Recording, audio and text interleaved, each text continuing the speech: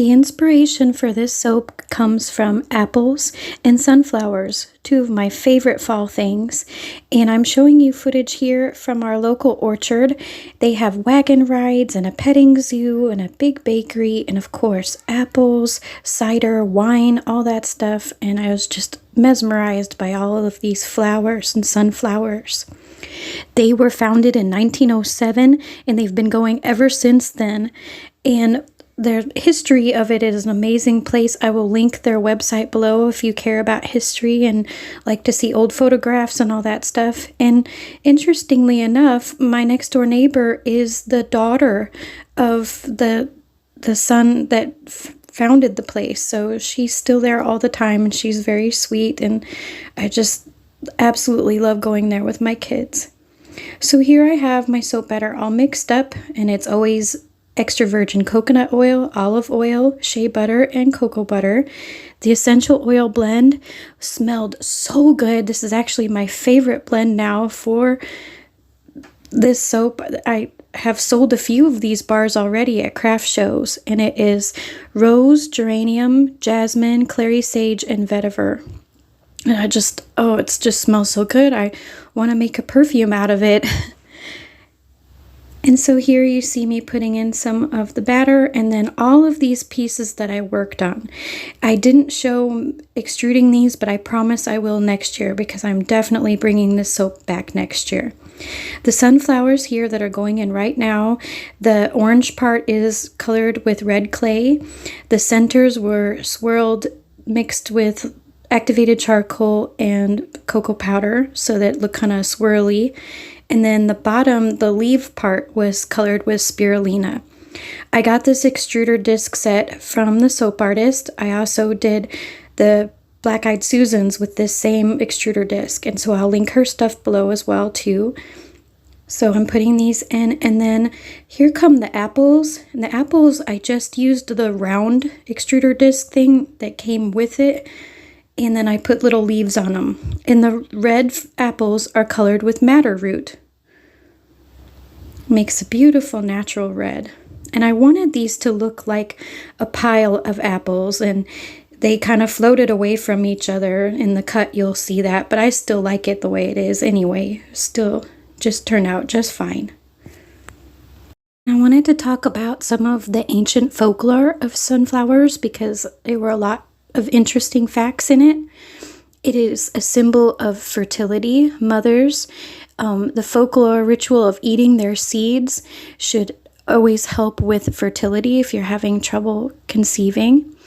They remove negativity, curses, and they always turn their face towards the sun. And if you notice, if you plant sunflowers, you'll see them throughout the day. If you put a camera on them and watch them, it's so interesting how they turn their face all day long. They are a symbol of loyalty, joy, happiness, and friendship. There is a Greek myth about their creation, about a Greek maiden that had fallen in love with the god Apollo, the god of the sun. But he fell in love with another woman, and it upset her so much that she begged the girl's father to send her away, and he did. And so Apollo was so angry with her that he turned her into a sunflower, so she would turn her face towards the sun chariot every day and be in agony that she did that to him. Ancient Incas connected sunflowers to their sun god, and Inca priestesses used them in rituals. And then this was a really cool fact here. In 1986, in the nuclear accident in Chernobyl, Ukraine, the towns were abandoned because it was so toxic, of course, from the radiation. Well, they planted just miles and miles and miles of sunflowers. And they planted them because sunflowers help clean toxic soil, which I thought is just wonderful.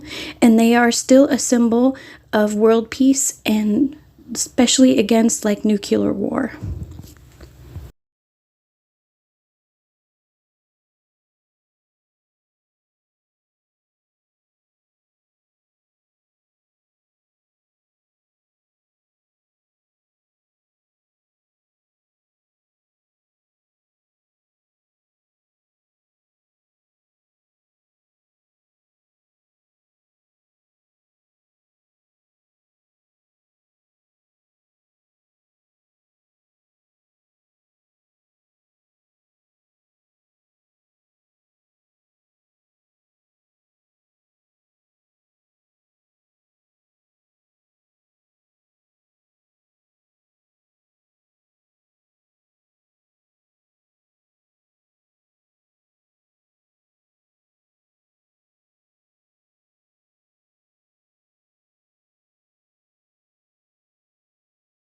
Little three-dimensional soap dough pieces were all molded by hand, and after this video footage I did paint the centers of the sunflowers on the top here with cocoa powder.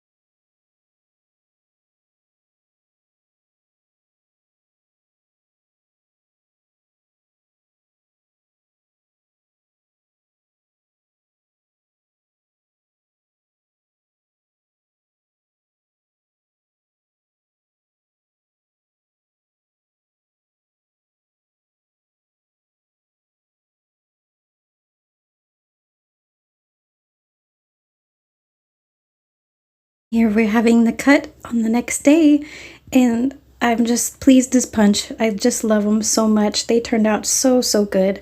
I can't wait to remake this one next year. It was definitely worth all of the work to make these pieces in the inside. It's a little time consuming to do the sunflower part, but they just turned out so pretty. And they smell just absolutely incredible.